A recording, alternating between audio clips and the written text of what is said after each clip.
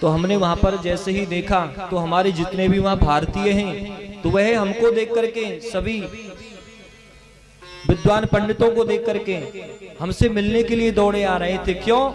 कि हमारे वेशभूषा से लग रहा था कि हम इंडियन हैं, हम भारत माँ के पुत्र हैं, हम भारतीय हैं, हम ब्रजवासी हैं। हमारे मस्तिष्क पर तिलक था। सभी हमसे मिलने आए और हम ही कोट पैंट पहन के वहां चले जाते तो उन्हीं की गिनती में माने जाते। कौन पूछता हमसे? कोई पूछने वाला नहीं था। मस्तिष्क पर तिलक होना जरूरी है। तिलक न थाके जोदी विप्रेर कपाले, तवे तार शमशान सदृश वेद बोले। जिसके मस्तिष्क पर तिलक नहीं होता वह तो एक मरघट के समान, मरे के समान होता है महाराज। इस बात को तो आप सभी जानते हैं कि जो भी शुभ काम होते हैं उसमें सर्वप्रथम तिलक ही किया जाता है। तिलक यज्ञ में, तिलक मान में, तिलक राज्य अभिषेक काज में। जब कहीं यज्ञ होता है ना तो आप यज्ञ करवाते हो तो जो आचार्य आता है उसके आप तिलक ही तो करते हो। राज्य अभिषेक होता है, प्रथम तिलक वशिष्ठ मुनि की ना, प्रथम तिलक ही हुआ है भगवान का जो वशिष्ठ जी ने किया है। तो तिलक की प्रधानता है महाराज। तिलक सभी को लगाना चाहिए।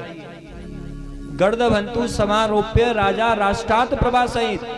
जिसके मस्तिष्क पर तिलक नहीं होता ना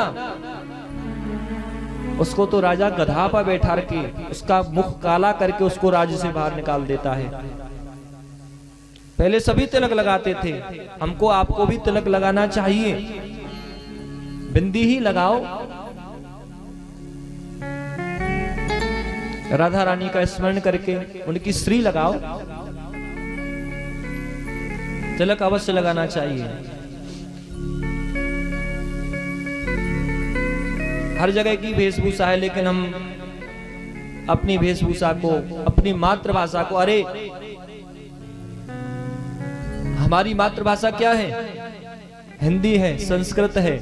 लेकिन विदेशों में जाकर के देखोगे ना तो गुरुकुल में गए थे वहां। हमारे भारतवर्ष में अब इतने गुरुकुल नहीं रहे, लेकिन विदेशों में गुरुकुल खोले जा चुके हैं।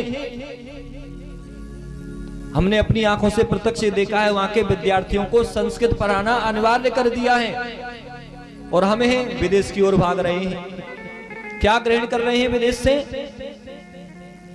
कुछ भी तो नहीं। वहां कितनी स्वच्छता है, हमारे भारत में कितनी गंदगी रहती है हर समय।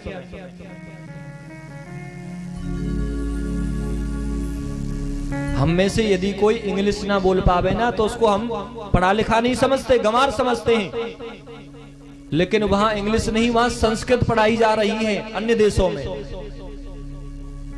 संस्कृत पढ़ते हैं वहां विद्यार्थी। वो जानते हैं यदि भगवान को प्राप्त करना है तो जो शास्त्रों में श्लोक लिखे हुए हैं वह संस्कृत में लिखे हुए हैं और उन संस्कृत के श्लोकों का हम स्वाध्याय करेंगे तभी हमारे हृदय में भक्ति प्रकट होगी। और जब भक्ति तुष्ट हो जाएगी, पुष्ट हो जाएगी, तभी भगवान हम पर कृपा करेंगे, हमको भगवान की प्राप्ति होगी।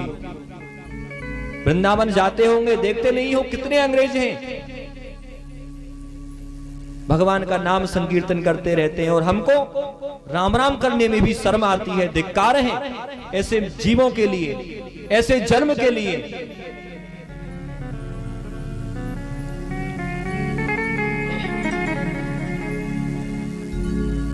हर जगह की भाषा है, सभी सोचने लायक बात है ये।